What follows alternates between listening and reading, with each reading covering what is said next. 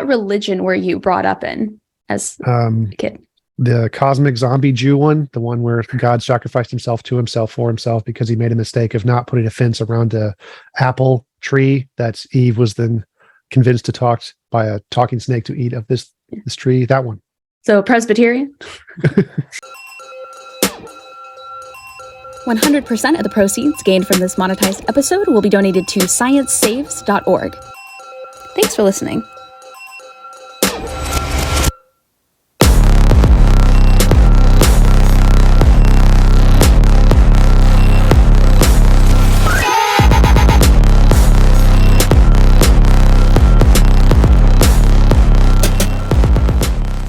Tom, thank you so much for joining me today. I really appreciate having you on my podcast, especially on such a short notice. I know that I just reached out to you a couple of days ago, but I really appreciate your time. Thank you. Thank you for inviting me. I really appreciate it. It's nice to have the opportunity. Very cold here in Minnesota. Yeah. Especially this early in the morning when we're recording this. It's 9:00 on a Saturday morning. Yep. I got my coffee. This is a Minnesota coffee. What, do you take it black or do you put anything in it? Tons of milk and sugar. I can't stand bitter. I can't even drink. I don't know alcohol because my tongue is just so sensitive to bitter. So just flood it with milk and sugar. Yeah. I gotta say I'm an oat milk person. I know that probably makes me like a standard millennial, but I love honey. I love oat milk. That's the way to go. It's like a hug in a cup, especially when you add cinnamon. You should try it. I highly recommend it. So I first came across you as a person on Reddit a few days ago. And I wish I could remember who you were debating because I've watched a few videos since then, but you were debating an individual on the existence of God in this clip that I saw on Reddit, and got super curious, started doing some Googling, and it turns out that this is something that you do regularly. And I found a YouTube channel, I found your podcast, I found debates on other people's channels, and I even listened to a podcast that you had recorded for OnlySky Media. I just had a lot of questions. I was just curious to ask you about your personal journey through atheism. Now, I remembered in the podcast, you had talked about how in your effort to kind of meet and connect with other people, you had started talking to philosophers, like people who taught philosophy and professors, and meeting them for coffee. Would that have any impact on whether or not you were an atheist? Were you an atheist first? How did you stumble into this, what's the word I'm looking for? This world, I suppose, of atheism? Yeah, so I had major depression for most of my life, and I got into philosophy as a way to try to cure that, as a way to try to learn how to cope, learn how to find happiness or whatever. And in my research of philosophy, I wanted to test my knowledge, so I'd ask professors out to coffee to talk with them about God and different philosophical concepts, and I'd record it on my phone and chat with them for a while. And eventually I ended up, from that experience, learning about the Four Horsemen, Hitchens, Harris, Dawkins, Dennett, those guys. Yeah. And identifying with their arguments is really when I started to agree with the label atheism. Before that, I had lost my faith around 17 or 18, and this was a more like 22, 23 range. And so I hadn't started to identify as an atheist until much later after losing my faith when hearing about these guys' arguments. And so, yes, it did have a big contributing factor to me identifying as an atheist, and getting into the atheist community was definitely my research into philosophy and understanding the academic arguments and the more academic positions on the matter, and seeing how most academics think the theistic arguments are absolutely terrible. Yeah, absolutely. Now, you mentioned that you struggled with depression. Were you ever worried that what you would find, basically, for example, there's no life after death, things like that, would worsen your depression? Or did you always think that having that specific answer would help you? How did that impact, if at all, your depression? Probably not at all, neither way, because my depression is based on a special interest. I have high functioning autism, so I have a special interest, and if I have the special interest, I'm happy, and if I don't, I'm miserable. And it's pretty much just black and white like that. And so whether or not there's an afterlife, I don't care as long as I have my special interest. Interesting. So you mentioned having lost your faith around the age of 17. Was there a particular event or thing that you heard or learned that made you go that way? Or was it just kind of gradual? It was gradual. It was because of the major depression and praying every day for morning and night for help from a all-powerful, all-loving being who I thought was there and who cared about me more than anybody in the world, but did absolutely nothing to help. And that caused a cognitive dissonance in my mind that I couldn't shake. And after just praying for things to change and no response, I eventually lost the ability to believe there was such a thing. It's like you pray to a milk carton every day and nothing happens. Eventually, you're just going to realize it's just a milk carton. Right. Yeah, that's a great way to put it. And what religion were you brought up in as a kid? The cosmic zombie Jew one, the one where God sacrificed himself to himself for himself because he made a mistake of not putting a fence around a apple tree that Eve was then convinced to talk by a talking snake to eat of this tree. That one. So Presbyterian. That's very interesting. And then did that impact at all your relationship with your family or close friends? Did they react negatively to your departure? Not really. I did not have any friends at that point in my life, pretty much. And I didn't really talk to my family at that point. So not really. Got it. And then do you remember the moment or moments where you were talking to these people who specialize in philosophy, you were having these meetings, you're getting this information, and you were like, I have to make something bigger out of this than just having conversations. Like I need to make this a podcast or a YouTube channel or get the word out in the way that you have? Oh, that never happened. It was accidental. So I was recording the conversations for convenience and I'd upload them to my YouTube channel because I didn't want to waste the memory space on my computer. And that's the only reason. And people started to watch it. It didn't make money. So I was never like, I want to make this a YouTube channel. That's awesome. Man, I wish I could just like upload my random thoughts and people would give me money. That'd be dope. So what's the most important aspect, in your opinion, to the work that you do and the word that you put out there? Money. Yeah, no joke. That's a job. Awesome. That's the reason. I got into it as a means to try to overcome depression and turn it into a job. And so for me right now, it's just a job. It's like something I do to make an income. I don't really see it as like a super important message that I'm trying to get out. Interesting. There's a number of studies on like debates and how much impact debates have on changing people's minds, and only about like 2% of people are affected by debates, which is a lot. Like politicians would kill for those kinds of numbers, right? But my goal isn't to change minds. It's just to like have an occupation that doesn't involve going to work from 8 to 5. Yeah, and how long did it take you to get there from the start of your journey to going full time? I think I was full time when I had like 3,000 subscribers or something, because I had lots of very large donors, which is great. That is great. I need to know how that works because that's not how my experience has gone. I was selling Coke on the side. Like, honestly, yeah, OnlyFans really helped. So what is the worst experience you've had, either on a debate or on another podcast? Has there ever been one where you're just like, damn, I don't even know if I want to mess with this anymore? I don't know, because the way I classify experiences is more based on views. And so a lot of the things that would probably fit that would be the screaming matches I had with Jay Dyer or Darth Dawkins or Godless Girl, where we're just yelling at each other the whole time. But those are the ones that get the most views. And right. I wouldn't ever say that like this is a kind of debate I wouldn't want to do again. Just because of like it wasn't fun or something. I don't think, maybe the abortion one I had where people talk over you and you don't get a chance to finish your argument when you're actually trying to make an argument. Those would be the ones I don't like. And the kinds with Jay Dyer where you're literally just trying to yell at each other and there's no point in making an argument. Those are actually kind of fun. So I'm fine with those. Yeah. That's great. Yeah. I was in debate for many, many years. And what always frustrated me was we'd have our debate round, and after the round, half the people would be like, oh, Sydney destroyed that guy. And then the other people would be like, that guy destroyed it. And you're like, were you guys in the same room? How do you come up? So I guess maybe I thought that people assuming that the debate went differently than you felt it went might be really frustrating to see online. Only if I lose.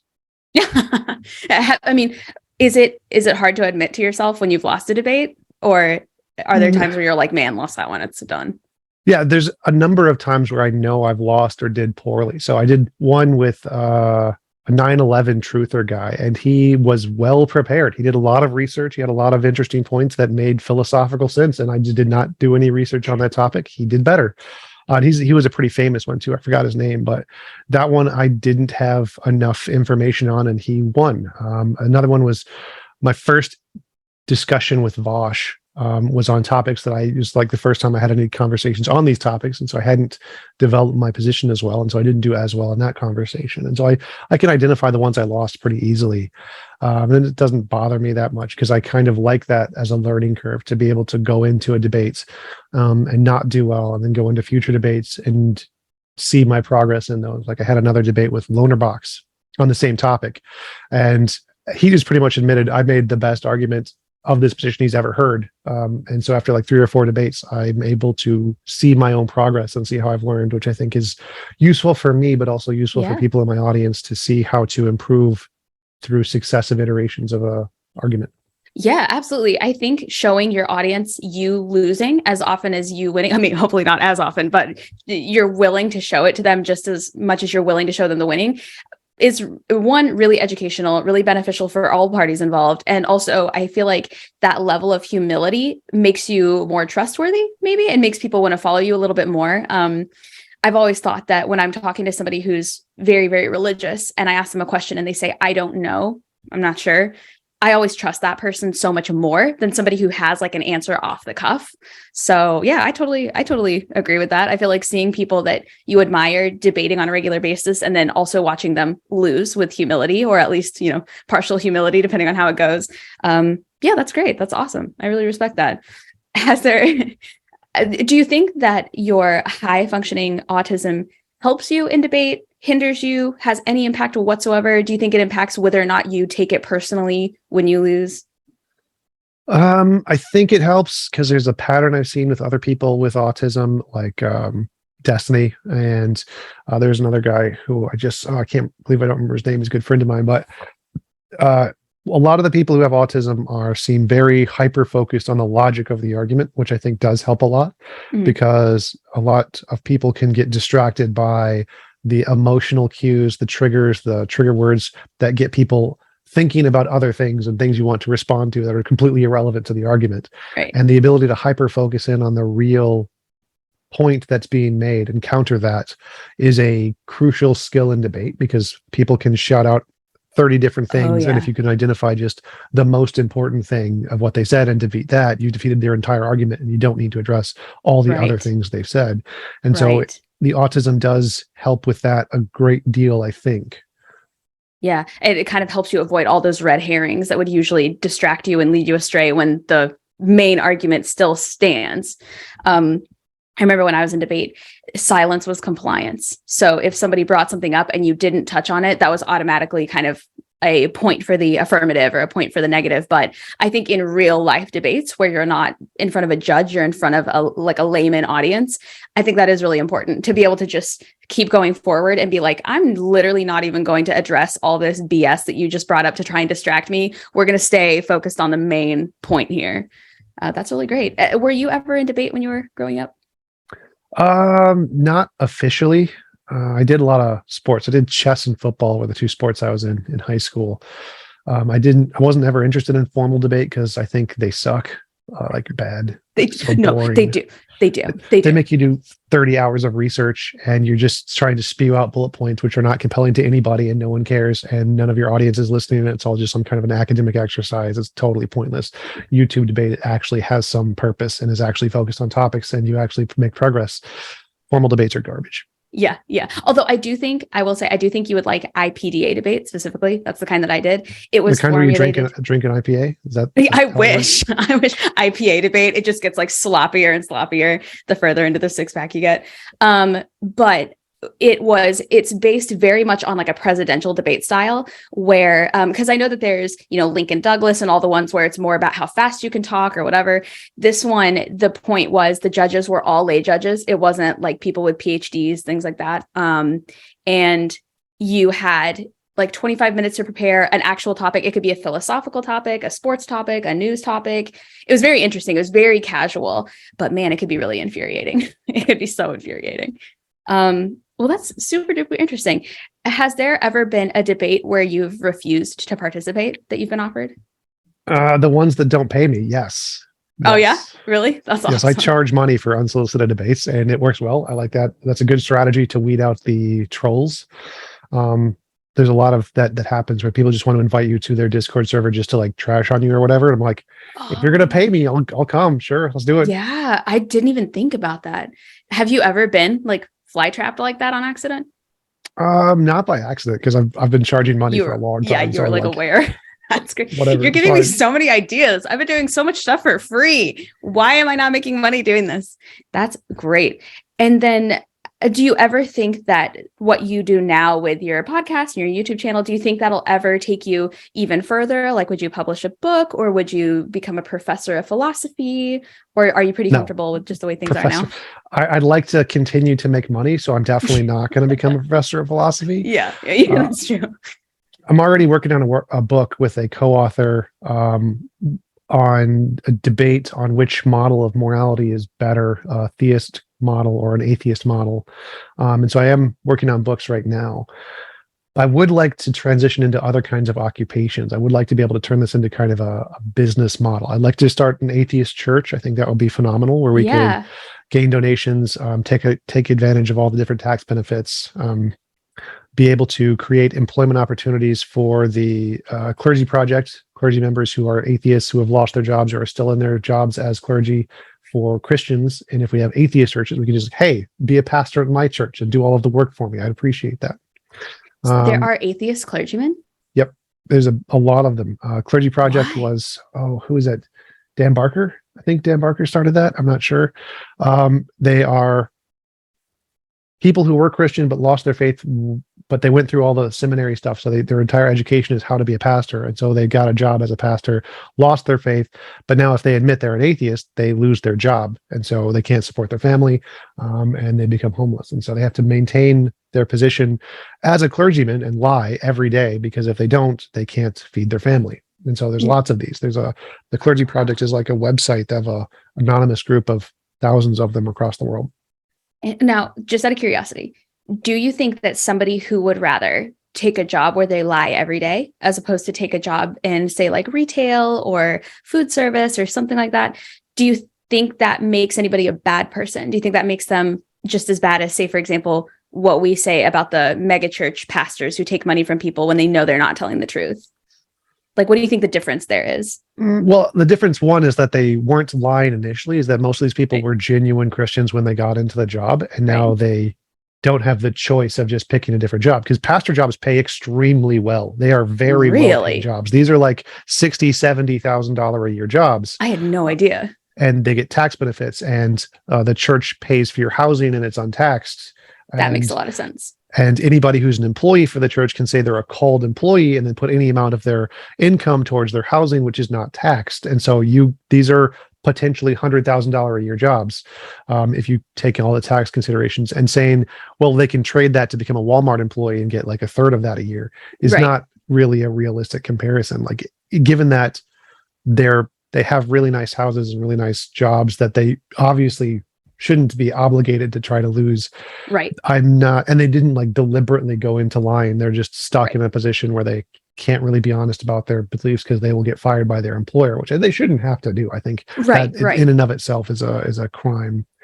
So I'd say that would be the difference, is that they didn't go into this knowing they're lying. They went in being honest, lost their belief honestly. And now if they tell anybody, they'll lose their job. And so I don't think they're doing anything wrong. They're just in a very difficult situation. Right. And I feel like that the same thing goes for anybody who has a job that's related to something kind of like anybody who's in insurance, anybody who's in any of these fields where the outcome is a lot of times viewed as like theft or like harming people, rejecting insurance claims for health problems. And I can see how that would be kind of similar, where you're like, why would you have such a slimy job if you don't believe any of this, or if you think it's wrong? But at the end of the day, if your housing and your family and your food and all of that depends on this job, it would be very difficult to leave, especially for a lower paying job where you might probably have to get 2 or 3 of them in order to make the same amount of money or keep your home. So that makes sense. I didn't think about the aspect that their homes are often tied into that. That makes a lot of sense. For sure. If you could, I remember I was listening to the podcast that you did on OnlySky, and you were talking about your atheist church. what would you say? You spoke about this a little bit, but I was wondering if you could go into more detail. What would you say to somebody who's like, so you're telling me that church is bad, but now you want to make your own church? What's the difference? Like, you're an atheist, you don't believe in religion, but it sounds like you want to start your own religion and make money.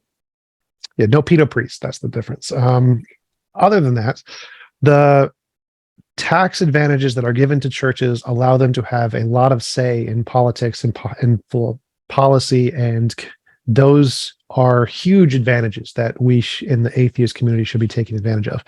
Also, churches are very, very good at many things. They are phenomenal at building communities, phenomenal at providing opportunities to help people, to meet people. And so churches offer a social safety net for everybody around in the area. That is a huge advantage that we just don't have as much in the atheist community. There are a few secular churches around that have started up, which are very admirable and working in the progress, but I don't think they do enough. I think that they do follow the church model too closely. I think one of the problems with churches is that they don't do anything legitimately to help, or very rarely.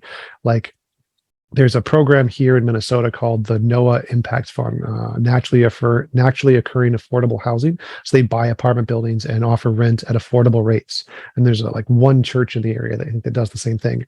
But if all churches did that, that would be, I think, what a church should be, is providing those kinds of opportunities to solve real world problems for most people in a capitalistically productive way. Because they're still making money off of those potentially to some degree.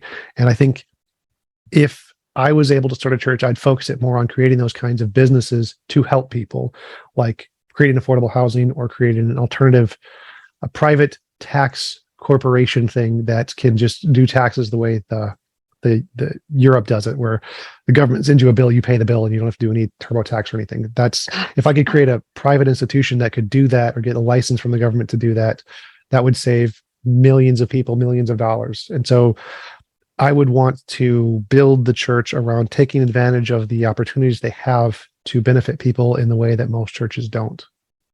Interesting. Very good. Let's see. Right. And you said it was called NOAA Impact. I'm writing it down. That's the local one. Yeah, it's Got it. a nonprofit that provides affordable housing. I think their goal is to have 1,500 units. Right now they have about 1,200 units. Wow. And have you ever, in all of your debates, have you ever heard a religious point? Because I know you mentioned the 9/11 truther. Have you ever heard a religious point made from a religious person where you're like, that's a really good point? That kind of makes me question my own beliefs a little bit.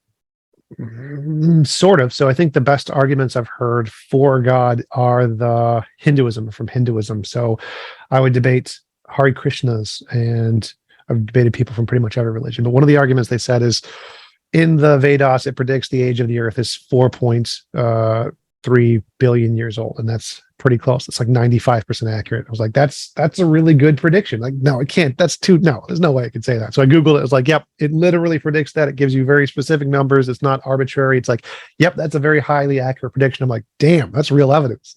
Yeah. Yeah. Do you think they just kind of at some point partnered with science to discover that? Or do you think they were actually told that by a higher being? How do you think they came upon that information?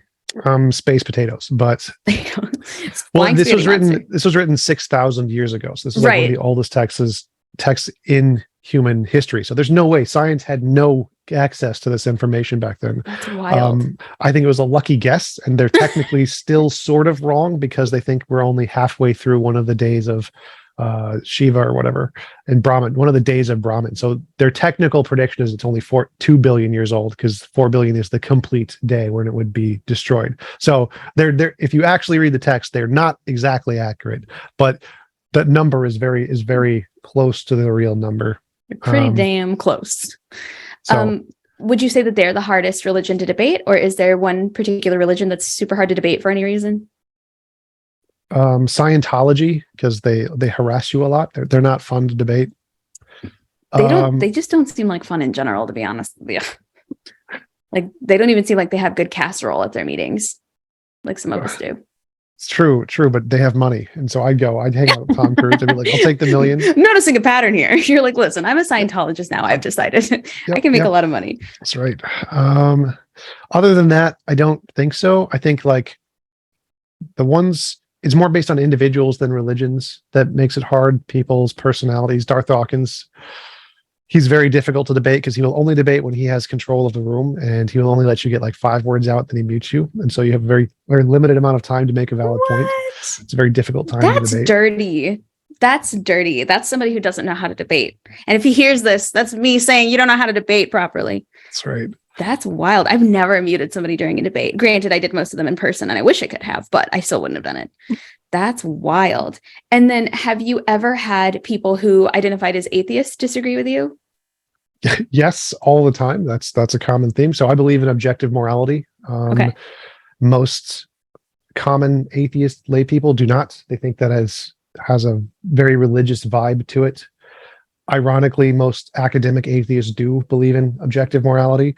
And so I get a lot of disagreement on that one for sure. Also, I lean centrist, so I'm not on the left as much, whereas most of the people in the atheist community are very on the left. And so we disagree on politics, economics a lot. Yeah. And for somebody who's never heard of objective morality, how would you define that?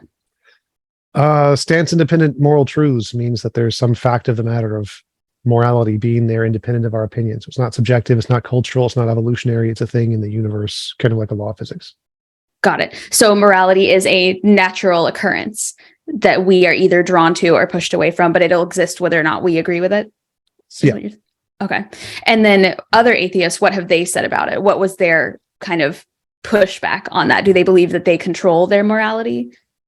Mostly think their subjectivists, relativists think that it's a cultural thing, socially constructed, not objective, but subjective. That makes sense. I mean, I disagree, but that makes sense. Interesting. And then how old were you when you did your first debate? What was the first time you ever, specifically on religion, I suppose? I have no idea. Do you know if it exists out there on the internet, or was it before you were recording them? No, it was before I was recording. I know the first one that was the most impactful was my conversation with Greg Boyd and Paul Eddies. They wrote The Jesus Legend. They're local here in Minnesota.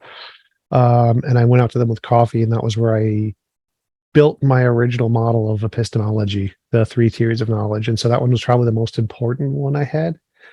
I was definitely talking with pastors and things even before I started talking to professors, but they just didn't know anything. And that's why I moved up to professors. So I've been having these for a while. You're like, you guys are boring. I'm going to talk to somebody who knows stuff. Yep. What are your 3 theories of knowledge? That there are 3 kinds of knowledge: conceptual, empirical, metaphysical. Conceptual is stuff in our head, so logic, intuition, math, things that you can know by thinking about it. Empirical are things that you need to verify independently of being able to think about it. So experiences, the external world, other minds, that kind of stuff. And metaphysical are absolute truths, things that are absolutely certain and can't be false. And each of those things requires different levels of evidence to justify. What would be an example of a metaphysical truth that you I think, therefore I am. Do you believe that? No, I don't exist. I'm just a zombie. Well, no, I thought you meant from the biblical sense. I was like, because the God says that in the Bible, like, I am that I am. No. So I think, therefore I am. It's Rene Descartes. So Descartes is this one. It's cogito ergo sum. It's the position that you can't believe you exist and be wrong at the same time. Interesting. So you can't disbelieve you exist and be correct. Well, you can disbelieve you exist and be wrong, but you can't disbelieve you exist and be right. Right. Exactly. Interesting. Wow. That is meta. Do you believe that people who are super religious, say, for example, evangelicals or fundamentalists, lack all 3 or one particular of these 3, in your opinion? It's more like religious claims are making metaphysical claims based on conceptual evidence. So they imagine stuff and they use their imagination as a basis of evidence to try to justify claims that are way beyond what that basis of evidence can justify. So like the fact that I imagine that there is a dragon in my basement is not evidence that there's actually a dragon in my basement. You need empirical evidence for that. Yeah. The fact that I imagine there's an all-powerful sky daddy that created the universe is definitely not evidence that there's an all-powerful sky daddy that created the universe. And so most religious people are using their imagination to try to justify metaphysical claims, which is even worse than using your imagination to justify empirical claims. Right. And in your opinion, why do you think that the original religious people would have imagined so many rules that are inconvenient to human life? Like, why do you think if they're going to invent a religion that we all have to abide by, why does it need to be so difficult? And I guess I specifically mean Christianity, but any other religion with staunch rules. What's the benefit to that, do you think? Well, religion was actually incredibly beneficial from an evolutionary perspective. That's why it's so prevalent in human society. The ability to get people to identify a single ideology that they can group behind and have in common and start communities with, and identify an in-group and out-group that promotes social cohesion of some kind. All of those things had a massively positive impact from a cultural perspective, which is why religion is so successful.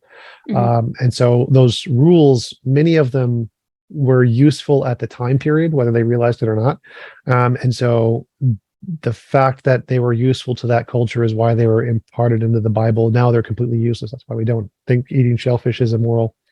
But back in the time, it made sense to make up a bunch of rules that identified the social values, because that was the most accurate representation they had of things that help them function in reality.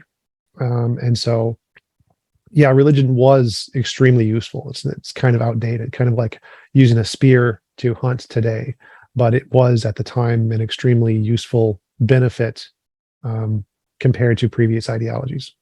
And then do you think it was just too difficult to give up, or do you think people found, especially the leadership, found benefits in their control by leaving it relevant?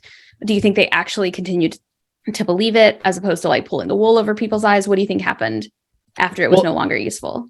Well, it had this one big downside, which is that it's unchanging and universal, and it applies to everything even after you die. And so even if it was useful at the time period, it had an evolutionary advantage. Now it has an evolutionary disadvantage of that it's trying to maintain those same ideologies from the past, which are completely useless.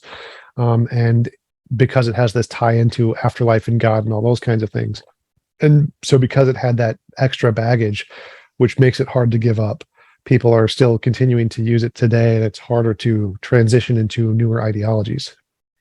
And do you think that all the benefits that came from the original religion that was so helpful, do you think those exact same benefits could have come from, say, for example, a group or a formation that didn't necessarily involve a deity? Do you think they could have gotten the same from what we would now consider maybe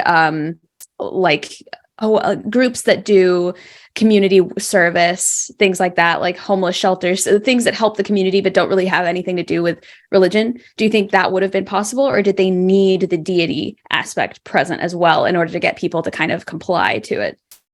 I think at the time they needed the deity aspect. I think they needed that kind of authoritarian implementation of some kind of rule system that made them obligated to do things. And so the idea that there was a God out there judging them based off of certain actions, kind of like a universal video game system that you get points if you do these kinds of things and you lose points if you do these kinds of things, is extremely motivational for people to get them to do stuff. Whereas if you have a secular model that doesn't have that kind of video game-esque application to the world, it wouldn't be as motivating to people. Now in the modern times, I think it's different because we have different kinds of value systems than they did at the time. And so as people gain more resources and freedom and intellectual capabilities, we don't need as much motivation to act in certain ways. And since we have more freedom to express our own desires and individuality and find our own motivations, we don't necessarily need an overriding one to guide us in a particular direction as much. Would you say that people nowadays kind of tap into that morality much more than they did back then? Do you think back then they needed more guidance to tap into morality, or they just had entirely different morals? So I believe in a thing called moral progress. I think that as technology grows and our resources increase, then we have a proclivity to become more moral individuals, more moral culturally. And so back then, because they had a much more limited amount of resources, they'd be much more harsh in their moral intuitions than we are today. And so even in a religious context, I don't think religion changes this. Religion is a part of moral progress. We can see that in like progressive Christianity, where today Christians are becoming more accepting of the LGBT community. And even if we look at the more extreme versions like the Bethlehem Baptist Church or something, they even though we consider them extremists today, if we compare them to religious people 400, 500 years ago, they would be the progressive Christians of that day, Yeah. because they're not literally burning witches at the stake or whatever. Right. And so as time goes on, the morality of our society increases due to moral progress, and people apply their moral intuitions to their religion and try to interpret religion through their own intuition perspective. And so I see this going on throughout time.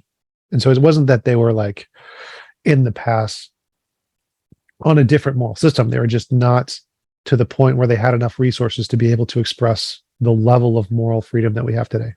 Got it. And is that what you would say? I'm sure you've been asked this before, but say, for example, a religious person were like, on one hand, you're saying morality exists no matter what. And on the other hand, you're saying morality can change or be different. Would that be your answer there as well? That it's always been the same. We just didn't have access to it in the same way?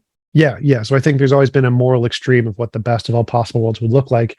And we as a society are getting more sensitive to that as we gain more freedom from needs of resources and intellectual freedom. Yeah. And what do you think it is about human beings that makes us able to access that? Do you think it's empathy? Do you think it's the literal formation of our brain? Probably a combination of both intellect and emotional empathy. Interesting. And do you think that because of this idea that religion was kind of invented or created as more of like a survival aspect and a developmental aspect for human beings, do you think the very first person to ever promote the idea of like a deity, do you think they were lying? Do you think they actually believed it? Do you think they wanted to believe it? Schizophrenic, most likely. There's a really great video on YouTube from a Stanford professor, Robert Sapolsky, where he did a explanation of the origin of religion as potentially schizophrenics, potentially having experiences where they thought they saw gods and then expressing those with high levels of confidence, which would get people to follow them because we were evolutionary trained to be attracted to confidence. And this would lead to a group communal reinforcement bias of this experience being adopted by a large group. And that would be the origin of religion. Interesting. And do you think that Jesus ever existed? Or Yep. do you think you think so? What is your opinion on who he probably was? Also schizophrenic? A short, brown, Jewish communist.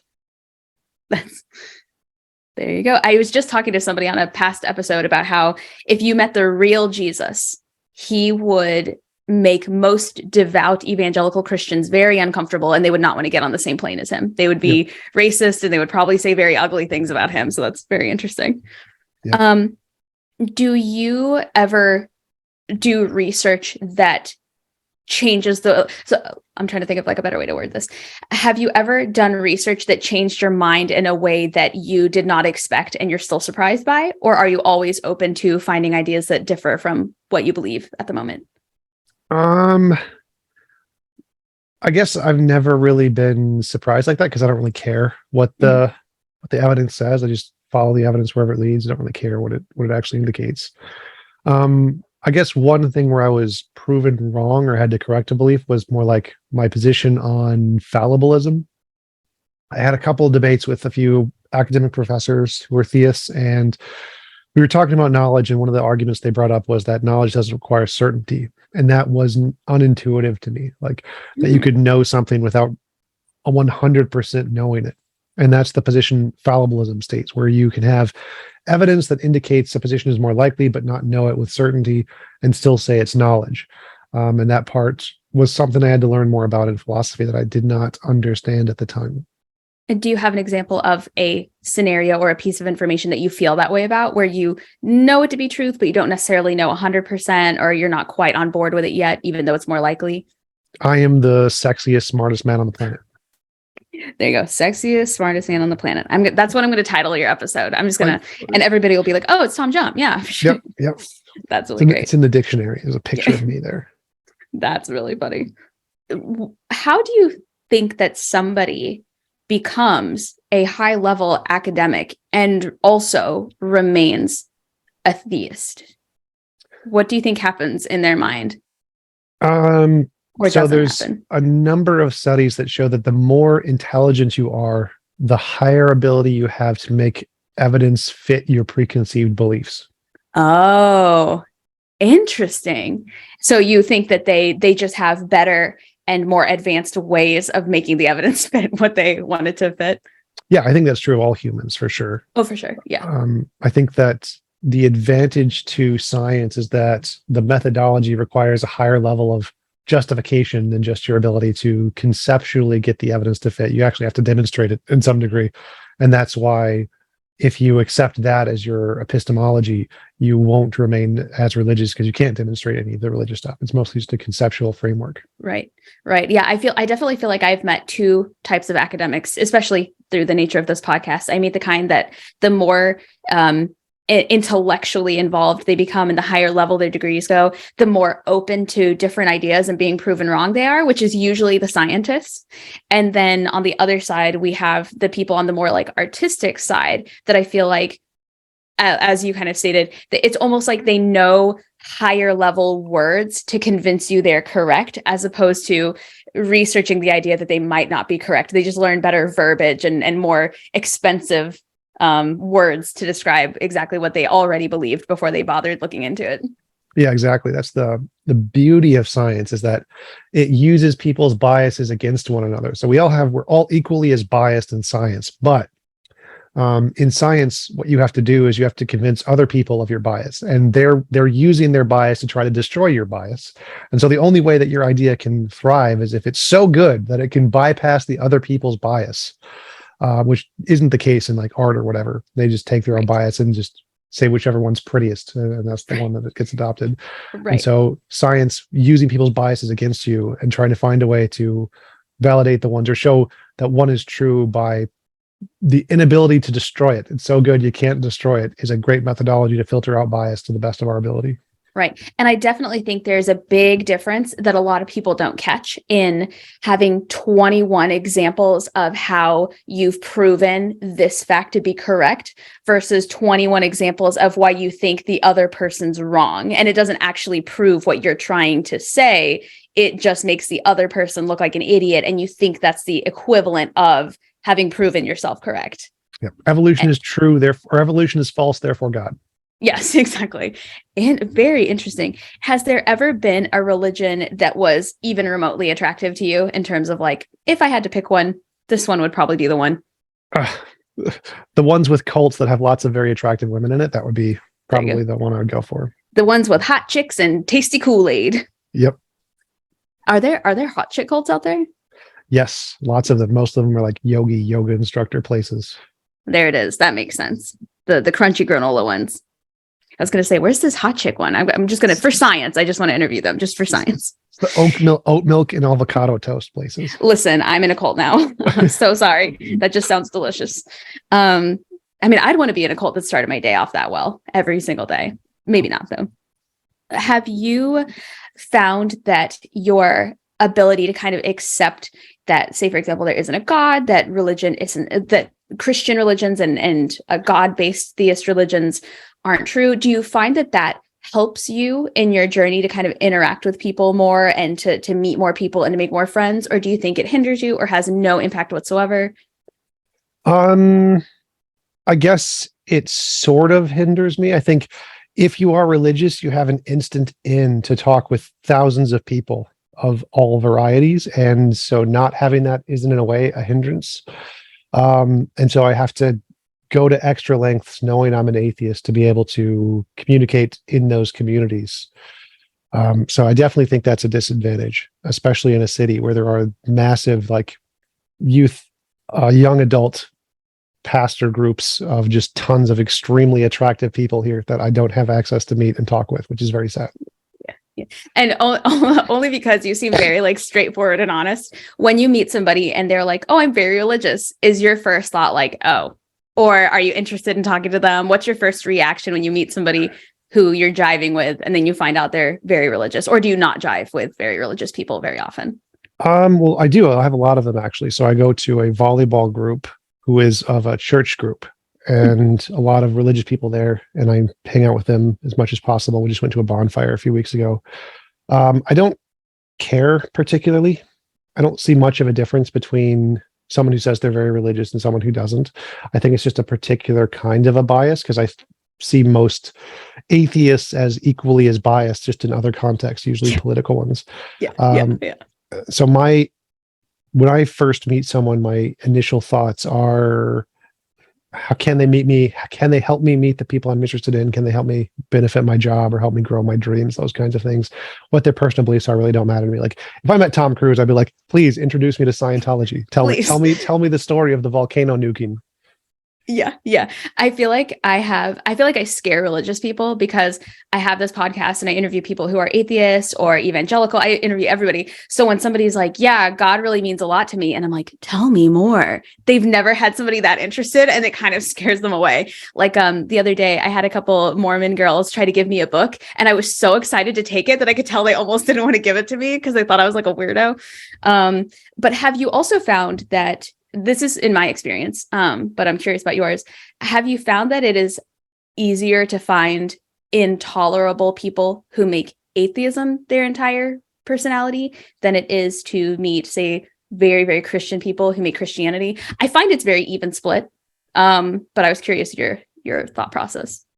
Well, I think because the atheist community is newer, the people who are most likely to transition from one ideology to the other initially are always going to be the most virulently proactive, let's call them. And so if any new ideology is adopted, the people who you are going to likely find in that ideology are probably going to be the extremists. The same is true if people leave an ideology. If a ideology is dying, the last people to leave are going to be the most extreme. And so atheism is relatively new. It's more likely that a higher percentage of the atheist community are going to be the more virulently outspoken kind, simply because it's newer. So in that way, probably, but I don't think it's like strange. I think that's true of all ideologies. Yeah, I found that my favorite types of atheists are the people who I have to do a lot of research to find out they're atheists, because they go by philosopher or psychologist or scientist or doctor. And then you find out through researching them as a person later on, maybe they did a podcast or something or a speech. Then you find out, oh, and because of that background in science, they are also an atheist, as opposed to going on like Reddit atheism or whatever and just like hearing people, I'm an atheist and that's what I am. And you're going to hear it. And if you don't, just the people that act like everybody who's not an atheist is an idiot. But I think you're right. I think that goes with any group, any club. That goes with runners, CrossFitters, vegans, gingers like me. I feel like if you make it your whole personality, it's just obnoxious. But well, this has been a really interesting conversation, and I really appreciate you taking your time to kind of give me some insight and some background on your thought processes. And I have to say, I've been very intrigued by, I watched some of your videos on your YouTube account, and I think you have a very unique way of being respectful, but also communicating very directly.